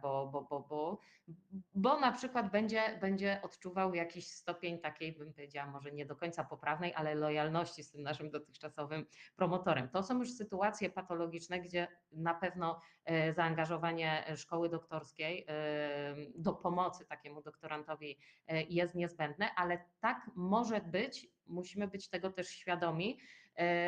No, w związku z tym też zachęcam, żeby zawsze te rozmowy starać się prowadzić no, w życzliwej atmosferze, tak? To nie zawsze jest łatwe, natomiast żeby no, nie tuż nawet właśnie myśląc o tych następnych krokach, żeby pozostawiać po sobie no możliwie tak profesjonalny wizerunek, taką wizytówkę, żeby nawet jeśli nie będzie możliwa tak współpraca z tym pierwszym promotorem, to żeby może inny ekspert w tej dziedzinie chciał się tej współpracy z nami podjąć. No i najważniejsza myślę rzecz to jest, co też zawsze doktorantom powtarzam i moim na Śląskim Uniwersytecie Medycznym i nie tylko, innym doktorantom również, to jest, żeby znać wartość swojej pracy, tak? Znać wartość swojej osoby, że to nie może być też tak, że my właśnie obawiamy się, że jeżeli jeden szef, jeden promotor nie będzie chciał z nami współpracować, to skończy się świat, bo my gdzie indziej już nie znajdziemy sobie miejsca. No to od nas też zależy, na ile my jesteśmy wartościowym członkiem zespołu, czy wartościowym pracownikiem, tak? Jak rozwijamy swoje umiejętności i też jak je prezentujemy. A często prezentujemy je tak, jakie przekonania mamy o tych swoich umiejętnościach. Więc w samym środku to pierwszy krok to jest zmienić przekonania o sobie, że ja jestem wartościowym członkiem zespołu, tak? I że to nie jest tak, że to ja muszę się prosić o to, żeby ktoś chciał być moim promotorem, żeby ktoś chciał być moim szefem, tylko ja na tyle dużo wnoszę do zespołu badawczego, jestem przekonana o tym, że tyle wnoszę, że jeśli nie tu, chociaż oczywiście najlepiej byłoby tu, ale jeśli nie tu, to mogę spróbować gdzie indziej, tak? I że gdzie indziej ja będę właśnie tym wartościowym członkiem zespołu z jakąś wiedzą, z jakimś doświadczeniem i oczywiście z gotowością do działania. A ja obserwuję u wielu doktorantów, którzy naprawdę są bardzo wartościowymi, obiektywnie bardzo wartościowymi młodymi naukowcami, że w jakiś sposób oni no, lękają się tego, może w jakiś sposób zostali zastraszeni tak, przez dotychczasowe warunki pracy, że jakby nie wierzą, że w ogóle mogliby kontynuować tą pracę gdzie indziej, nie wierzą, nie mają o sobie takiego zdania, że są na tyle wartościowym pracownikiem, że jeśli nie w tym miejscu, to gdzie indziej. Tak? A zupełnie inaczej prowadzi się rozmowę, jeżeli my jesteśmy przekonani, że my po prostu możemy, jak nie tu, to gdzie indziej, bo wiadomo, że no to jest dużo lepsza pozycja zawsze w negocjacjach, jeżeli wiemy, że my i tak sobie poradzimy, że możemy opuścić tak naprawdę w dowolnym momencie tą rozmowę i kontynuować gdzie indziej. Ja wiem, że to się łatwo mówi, że wielu doktorantów zacznie od razu i słusznie gdzieś racjonalizować to, na przykład swój brak działania tym, że są związani umowami różnymi, tak, czy grantowymi, czy innymi umowami na uczelni. I ja to wszystko rozumiem.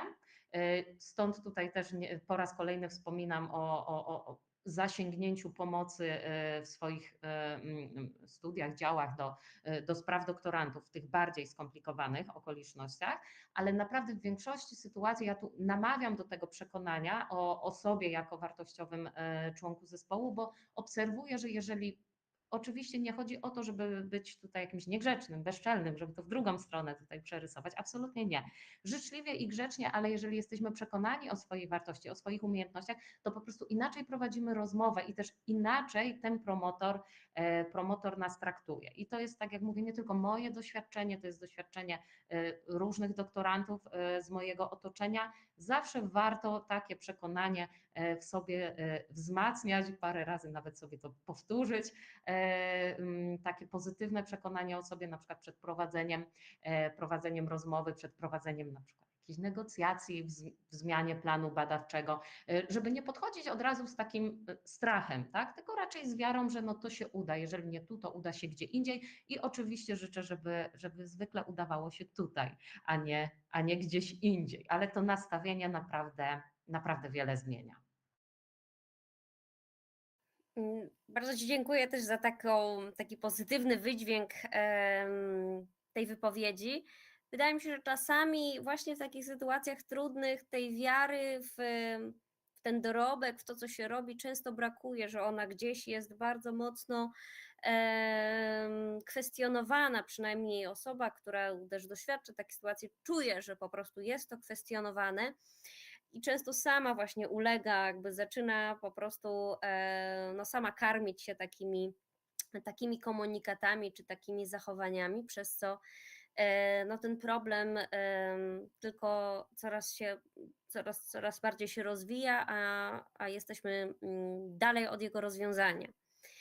Więc chciałabym się teraz zapytać, bo powiedzieliśmy ogólnie, jak to wygląda, jak wyglądają źródła stresu, jak wyglądają też te sytuacje, ale chciałabym się też zapytać, może znów w podobnej konwencji, Ciebie, Marto, jako przewodniczącą Porozumienia Doktorantów Instytutów Polskiej Akademii Nauk, bo też wiem ze swoich doświadczeń jako obecny rzecznik praw doktoranta, że często jednak ta atmosfera w instytutach jest inna. Wiele osób zgłasza się z różnymi problemami w tych instytutach. A jak to wygląda w Twojej opinii? Czy ta sytuacja się różni wśród doktorantów kształcących się w instytutach PAN od doktorantów kształcących się na uczelniach? I czy są Twoim zdaniem jakieś rozwiązania, które powinny być wdrożone, żeby tej grupie doktorantów pomóc?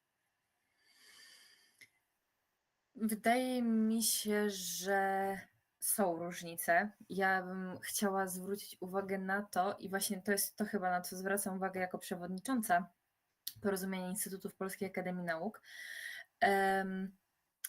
że mimo wszystko instytuty są o wiele mniejsze niż uczelnie, więc też jest i mniej tych doktorantów i często jest tak, że ci doktoranci w instytutach już są jakby zaangażowani w różne projekty, więc przez co mogą się troszkę czuć osamotnieni, ze względu na to, tak jak właśnie tutaj wspominaliście, właśnie tą hierarchię, no bo jednak właśnie w takich instytutach to ten doktorat jest, nie chcę powiedzieć, że na samym końcu, bo to nie o to mi chodzi, tylko no jednak to on jest dopiero na samym początku swojej drogi, więc jak jest jako jedynym doktorantem, powiedzmy, w jakimś grupie badawczej przy projekcie, grancie, to może czuć się troszeczkę osamotniony, przez co nie wiedzieć, gdzie się zwrócić o pomoc, przez co też, no niestety to jest taka nasza bolączka, jeśli chodzi o instytuty, o samorządy Instytutów Polskiej Akademii Nauk, że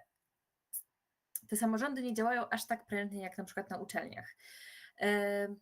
I zgodzę się, jest wielu doktorantów, którzy są świetnymi samorządowcami i po prostu jak współpracuję z nimi, to moje serce się raduje i po prostu cieszę się, że się zgłaszają do mnie i chcą działać w naszym porozumieniu, ale mimo wszystko jest to bardzo niewielka garstka, a jednak większość samorządów po prostu, nie wiem, czy to jest kwestią, że właśnie są przeładowani jakimiś takimi swoimi problemami dnia codziennego, że jednak już taka samorządność odchodzi na bok, więc też nie wiedzą, gdzie się zgłosić, czy na przykład jak się ktoś zgłasza do mnie, no to jest ile jestem kompetentna, staram się pomóc, ewentualnie właśnie odsyłam do Ciebie. I właśnie moim takim kluczowym zadaniem jako przewodniczącej jest integracja środowiska naszego, jeśli chodzi właśnie o doktorantów Polskiej Akademii Nauk. Kolejną kwestią jest właśnie to, co już wspomniałam, że my jesteśmy dopiero na początku naszej drogi, pracujemy bardzo często z naszymi autorytetami, którzy, nie chciałabym tu nikogokolwiek stawiać w złym świetle, ale właśnie często są te właśnie różne konflikty, spowodowane często właśnie po prostu odmiennym zdaniem, odmiennym punktem widzenia, czy wizją na dane badania, czy na dany temat. I właśnie ci doktoranci czują się przeciążeni i właśnie tacy, że jednak chcieliby zostać, właśnie to jest to też, o czym troszkę Asia mówiła, że chcieliby jednak zostać tu, w tej grupie badawczej, bo jednak do niej się z jakiegoś powodu albo zostali powołani, albo się sami zgłosili. I dlatego to, co robi teraz właśnie Krajowa Reprezentacja Doktorantów, mam na myśli właśnie te projekty związane ze zdrowiem psychicznym, są niezwykle ważne. I my jako doktoranci Polskiej Akademii Nauk na pewno to widzimy i doceniamy. Bo zawsze właśnie, kiedy są jakieś, mamy zjazdy nasze takie doktoranckie, to staramy się podkreślać, jak bardzo to jest ważne i potrzebne przede wszystkim, bo jednak na uczelniach często są osoby odpowiedzialne właśnie za to zdrowie psychiczne na przykład studentów i dzięki temu doktoranci mogą dla siebie też, czy żeby też właśnie ta osoba objęła ich swoim, że tak powiem, patronatem, czy po prostu, żeby osobna była osoba stricte dla doktorantów. W instytutach no, nie ma aż takiego pola manewru. Tutaj po prostu mam wrażenie, że czasami władze tych instytutów są stricte sfokusowane na badania i osiągnięcia, więc jeszcze nie widzą tego takiego pozytywnych stron, jakie mogłyby zapewnić właśnie taka osoba dla doktorantów, że to na pewno tylko przyniosłoby pozytywny skutek, a nie tylko obciążenie na przykład dla budżetu. Więc dlatego właśnie chciałabym jeszcze raz podkreślić, że właśnie to, co w tym momencie w Krajowej Reprezentacji Doktorantów, właśnie te wszystkie projekty, szkolenia, możliwość właśnie konsultacji z psychologami, z psychiatrami jest niezwykle ważna i mam nadzieję, że jak najwięcej osób z tego skorzysta i wyjdzie właśnie z takich konsultacji, szkoleń tylko dla niego na plus. Czy są jakieś różnice, o których nie wspomniałam? No to chyba to, co też mówiłam w swojej poprzedniej wypowiedzi, że właśnie doktorant Polskiej Akademii Nauk przychodzi do pracy i często jest po prostu od rana do wieczora, no nie do wieczora, w ramach swoich godzin pracy jest w laboratorium, a doktorant tak uczelni, chociaż ja bardzo nie lubię tych podziałów, ale no jednak troszeczkę są, ma też już, może tym swoim czasem bardziej tak lawirować pomiędzy właśnie tymi zajęciami dydaktycznymi, może tam troszeczkę, na przykład ktoś czerpać energię właśnie z współpracy ze studentami, bo to nie jest tylko przykry obowiązek, ale dla niektórych to może być naprawdę przyjemnym obowiązkiem, więc ten dzień pracy jest bardziej różnorodny niż wydaje mi się dla doktorantów doktorantów Polskiej Akademii Nauk w instytutach. Dziękuję Ci, Marto, za tą perspektywę.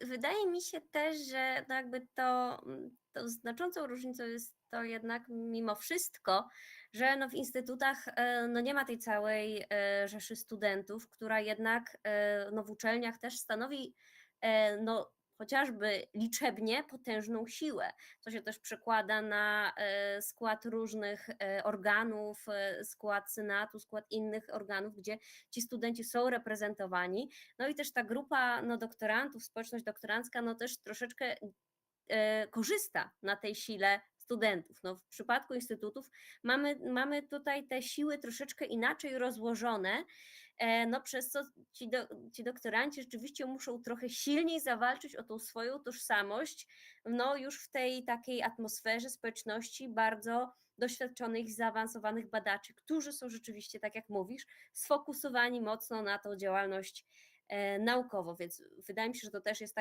taka kwestia takiego wyzwania też dla tych wszystkich osób, które się kształcą w Polskiej Akademii Nauk. Zbliżamy się już powoli do końca naszego dzisiejszego spotkania, dlatego przystąpimy może już do takiej ostatniej rundy pytań do moich wspaniałych gości. Korzystając z wielkiego doświadczenia, jakie ma Wojtek, który przez lata był rzecznikiem praw doktoranta, no i masz też wiedzę na temat tego, z jakimi problemami doktoranci też na przestrzeni lat się zmagają. Ale też no jako fachowy pełnomocnik również masz doświadczenie takie prawne pod kątem, jakie są problemy prawne z Twojej perspektywy. Jakbyś mógł właśnie tak wymienić, jakie Twoim zdaniem najczęstsze problemy prawne zgłaszają doktoranci właśnie w zakresie no, tego czasu pracy, tego nadmiaru obowiązków i czy uważasz, że w tym zakresie potrzebne są jakieś zmiany ustawowe, by te problemy rozwiązać?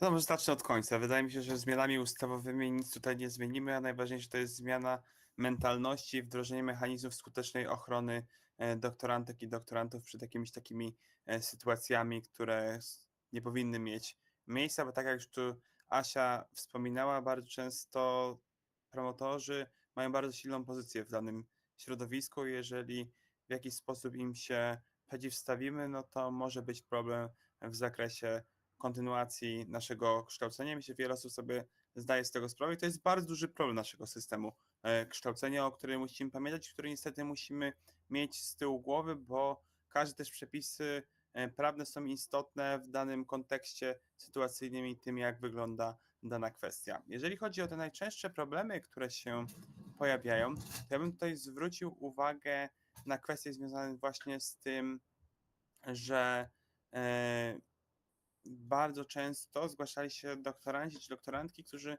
wskazywali, że instytut czy uczelnia, częściej instytut chyba akurat w tym przypadku, częściej zdarzało się to w instytutach, wymagali przebywania przy określonej liczby godzin w laboratorium, że muszą być, nie wiem, 3 dni w tygodniu czy 5 dni w tygodniu po określoną liczbę godzin, co nie wynikało tak naprawdę z ich indywidualnego planu badawczego czy realizacji programu kształcenia i ja uważam, że takie regulacje są niedopuszczalne, no bo nie mamy tej relacji prawno-pracowniczej, mamy tutaj inne kwestie, które regulują nam kwestie kształcenia doktorantów i na to musimy zwrócić uwagę.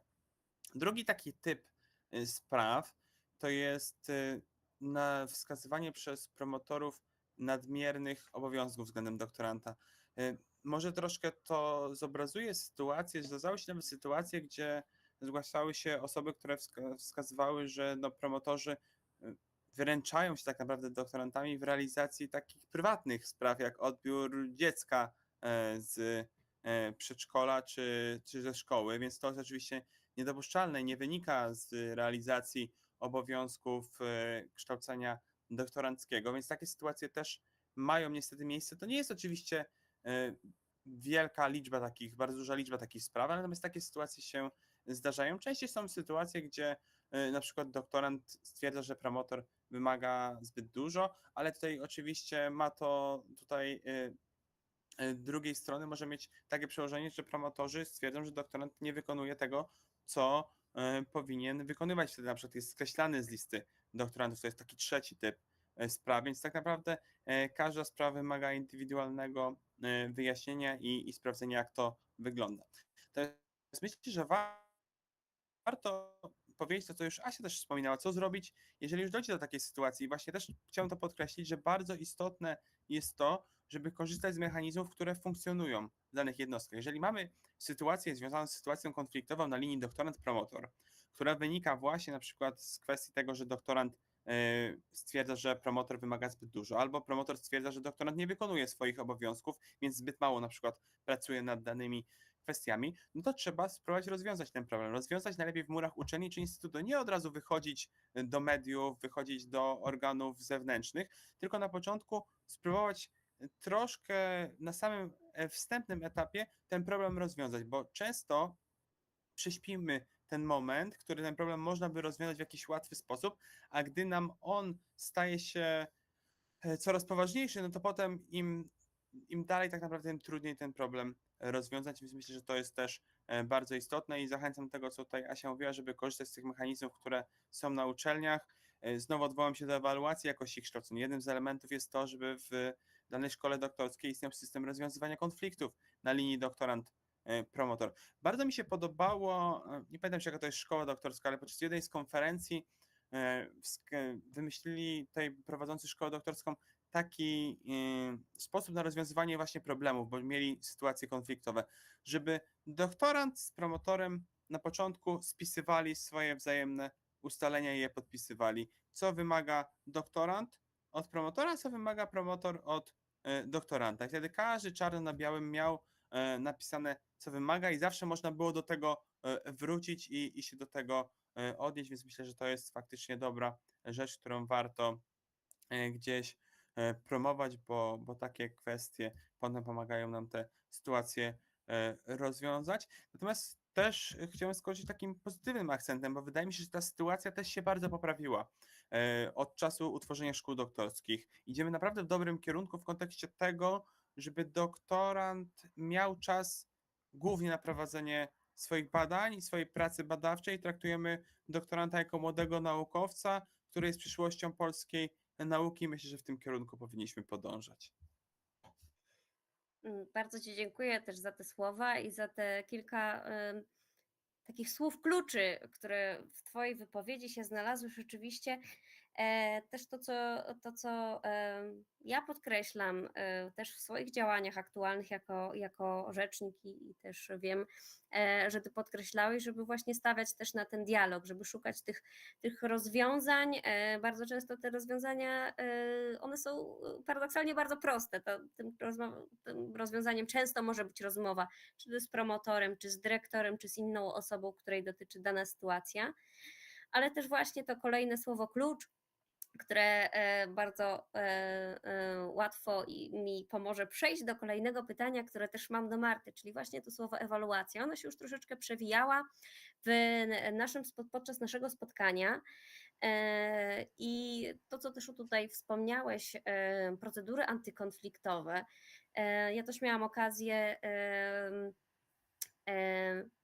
zapoznać się z pewną ankietą, która była prowadzona wśród dyrektorów szkół doktorskich na potrzeby takiej konferencji organizowanej przez Konferencję Dyrektorów Szkół Doktorskich w Polsce. I właśnie tam były wskazywane różne rozwiązania, które w szkołach doktorskich przyjęto. Bardzo często poza jakąś formalną procedurą, która jednak nie była jeszcze aż tak rozpowszechniona, często te kwestie rozwiązywania sporów były powierzone przede wszystkim dyrektorowi szkoły doktorskiej. W niektórych innych jednostkach były to specjalnie powołane gremia, które mają właśnie te konflikty rozwiązywać. W każdym razie te procedury antykonfliktowe, ta kwestia właśnie zapewniania wysokiej jakości współpracy z promotorem jest jednym aspektem, który jest poddawany właśnie ewaluacji jakości kształcenia w szkołach doktorskich. I korzystając tutaj tak naprawdę z wiedzy i doświadczenia, chociaż mamy dwie ekspertki, zarówno Asię, jak i Martę, skorzystam teraz z wiedzy eksperckiej Marty, jako ekspertki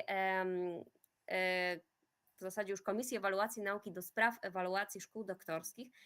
Jakie właśnie Ty masz doświadczenia w tym zakresie? Jak byś oceniła ten proces ewaluacji szkół doktorskich? Czy dla Ciebie rzeczywiście on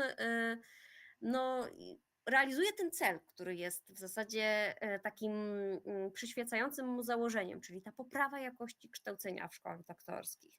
Czy umiałabyś też zidentyfikować jakieś problemy i jakieś dobre praktyki, które w ocenianej szkole doktorskiej się pojawiły? Sama ewaluacja dla mnie jako właśnie ekspertki jest bardzo ciekawym doświadczeniem, bo dzięki temu mogłam zobaczyć z jednej strony właśnie jak funkcjonują, w ogóle jak różnorodne są modele kształcenia właśnie doktorantów w Polsce. Od dużych uczelni po właśnie małe jednostki, małe instytuty. Jak różnią się właśnie ofertą kursów, czy jakimiś programami mentoringowymi. Czy właśnie gdzieś właśnie w takich mniejszych jednostkach, gdzie właśnie bardziej jest stawiane na takie indywidualne współpracę, właśnie ten kontakt czy z władzami, czy z promotorem, czy po prostu takie bardziej indywidualne podejście. Jeśli chodzi ogólnie o ewaluację, to dla mnie najważniejsze jest to, żeby to szkoły doktorskie nie traktowały ewaluacji jako taki przykry obowiązek administracyjny, czyli takie, że będzie ewaluacja, więc teraz musimy wszystko zrobić tak, jak ma być, żeby przejść tę ewaluację, odbębnić, że tak brzydko, kolokwialnie się wypowiem. Tylko właśnie, żeby szkoły doktorskie tę ewaluację potraktowały właśnie jako okazję do rozmowy, żeby właśnie też znaleźli w sobie taki trochę autorefleksji może, żeby znaleźli w sobie w jakich obszarach jeszcze muszą coś tam poprawić albo czym się mogą pochwalić. Dzięki temu właśnie mogą jakby wiadomo, że czy rektorzy, czy właśnie dyrektorzy szkół doktorskich między sobą rozmawiają, czyli mogą zapytać się o radę, czy właśnie jak ja jako będąca w komisji w czasie trwania ewaluacji, w czasie rozmów, ja starałam się właśnie pokazać, dać przykład, zwrócić uwagę na coś. I jeśli właśnie szkoły doktorskie podejdą do tego, jako ktoś zwrócił mi uwagę, i ten ktoś jest na pewno negatywnie nastawiony, no to z tej ewaluacji na pewno nic dobrego nie wyniknie. Jeśli ktoś pomyśli, może faktycznie ta osoba ma więcej doświadczenia, przejrzała już kilka, jakby przeszła kilka ewaluacji, czy rozmawiała z innymi ekspertami, czy zwróciła uwagę na coś innego, na co po prostu dana szkoła doktorska jakby nie stawia jakichś takich, nie stawia na daną rzecz, a może warto.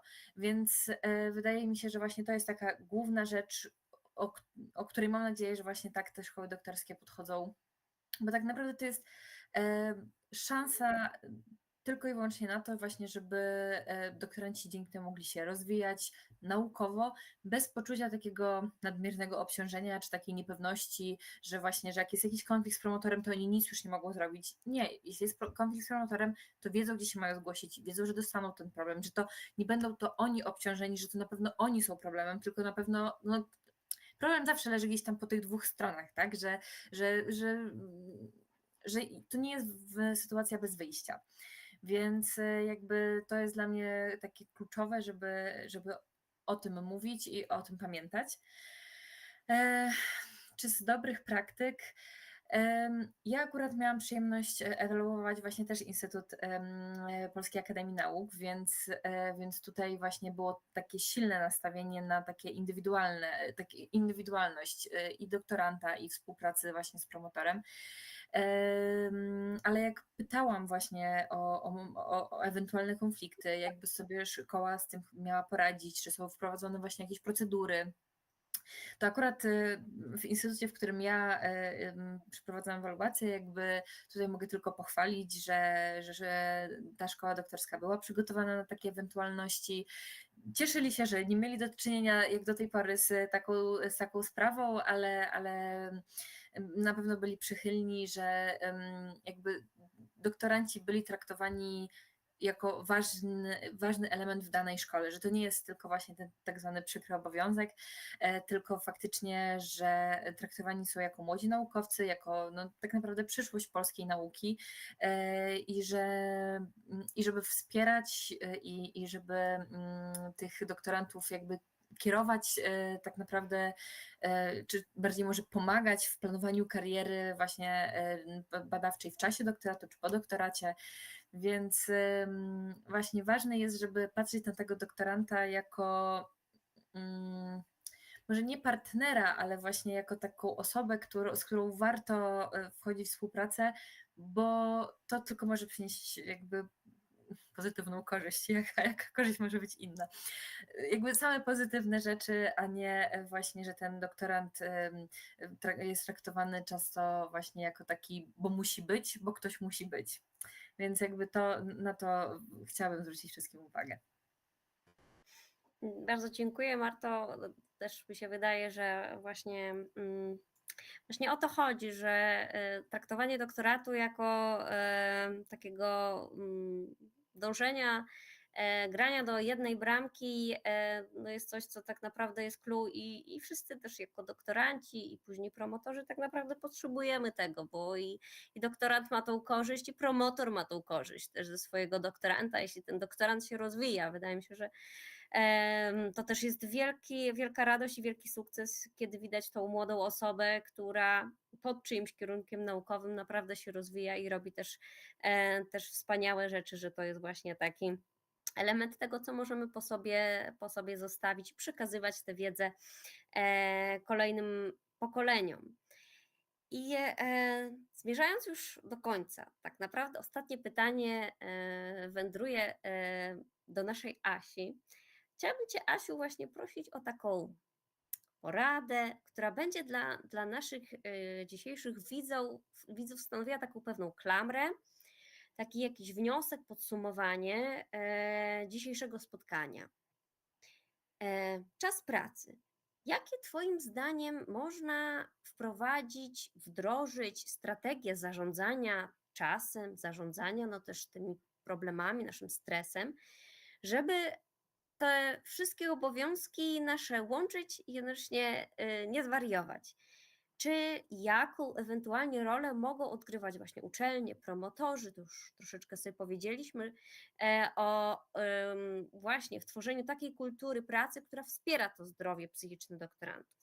I czy uważasz, że potrzebne są jakieś rozwiązania systemowe, odgórne albo lokalne, które pomogłyby nam lepiej gospodarować czasem i lepiej uczyć się w ogóle gospodarować czasem? Mhm. No, ja myślę, że na pewno dobrze by było, ale wręcz utopijnie, gdyby można było wprowadzić takie rozwiązania systemowe, żeby na każdej uczelni czy w każdym instytucie, który prowadzi kształcenie w szkole doktorskiej, żeby obowiązkowo był zatrudniony psycholog specjalista, tak, który mógłby udzielać konsultacji doktorantom, którzy się mierzą z jakimiś trudnościami, którzy zaobserwowali jakieś trudności w poszukiwaniu tego balansu, w gospodarowaniu swoim czasem. No dobrze byłoby też jakby takie szkolenia z organizacji czasu były no stałym elementem programu kształcenia w szkole doktorskiej, tak? Nawet jakimś pojedynczym, niewielkim, ale żeby to w ramach programu kształcenia, gdzieś w programie kształcenia się znalazło, ale no jeżeli nie mamy bo na części instytutów, w części uniwersytetów nie mamy takich rozwiązań obligatoryjnych, no to ja zachęcam do tego, żeby korzystać z tego, co mamy i z tego, co jest, czyli tutaj szkolenia chociażby właśnie w ramach projektu PhD Well, czy inne szkolenia, które Krajowa Reprezentacja Doktorantów oferuje, bezpłatne konsultacje psychologiczne, o których już wspominałaś, które są dostępne, jeśli nie w instytucie, nie w uczelni, to na przykład w ramach projektu PhD Well, żeby na takie konsultacje zawsze, jeżeli jakieś wątpliwości, jakieś trudności mamy i wątpliwości dotyczące tego naszego zdrowia psychicznego, to żeby śmiało na takie konsultacje się zgłosić, tak? A w jaki sposób no, nie dopuścić, bo ja myślę, że to wszyscy byśmy chcieli, żeby nie dopuszczać. One będą niestety zawsze, ale żeby nie dopuszczać w ogóle do powstawania tych trudności, no to jeszcze raz powtórzę, przede wszystkim starajmy się zajmować tym, co naprawdę nam się podoba, co nas pasjonuje, co sprawia nam przyjemność. Wiemy, że w pracy zawsze będą lepsze, gorsze momenty. W pracy nie zawsze jest fajnie, tak? I w pracy zawodowej, i w pracy naukowej będą takie trudniejsze momenty, ale na pewno jeżeli będziemy się zajmowali tematami, obszarami, które nas interesują, to chętniej i łatwiej będziemy te trudności przezwyciężać. No i zadbajmy o siebie, czyli zadbajmy też o ten czas dla siebie, nawet jeśli doktorat jest naszą ogromną pasją, jeżeli nam sprawia przyjemność przez całe 4 lata, co rzadko się zdarza, ale życzę, żeby tak było jak najczęściej, to żebyśmy mieli też czas na regenerację, na odpoczynek, na czas z bliskimi i na realizowanie jakichś innych pasji, bo no myślę, że tutaj tak mogłabym to podsumować, że dobrze, żeby ten doktorat był naszą pasją, ale z punktu widzenia zdrowia psychicznego, no niedobrze, jeżeli on będzie naszą jedyną pasją, tak? Jeżeli on będzie wypełniał całe nasze życie, bo tu wtedy istnieje duże ryzyko takiego wypalenia w obszarze tej pracy naukowej. Więc szukajmy takich tematów badawczych, które mogą się stać naszymi pasjami, ale nie zaprzestajmy też poszukiwać innych pasji i żeby zawsze znaleźć ten czas na przewietrzenie głowy, na odpoczynek, na aktywność fizyczną, na sen i czas dla najbliższych. I tego myślę nam wszystkim życzę, żeby tak to wyglądało, żebyśmy w tym kierunku podążali. Bardzo serdecznie Ci, Asiu, dziękuję. I tym samym wyczerpaliśmy przynajmniej planowy przebieg dzisiejszego naszego spotkania.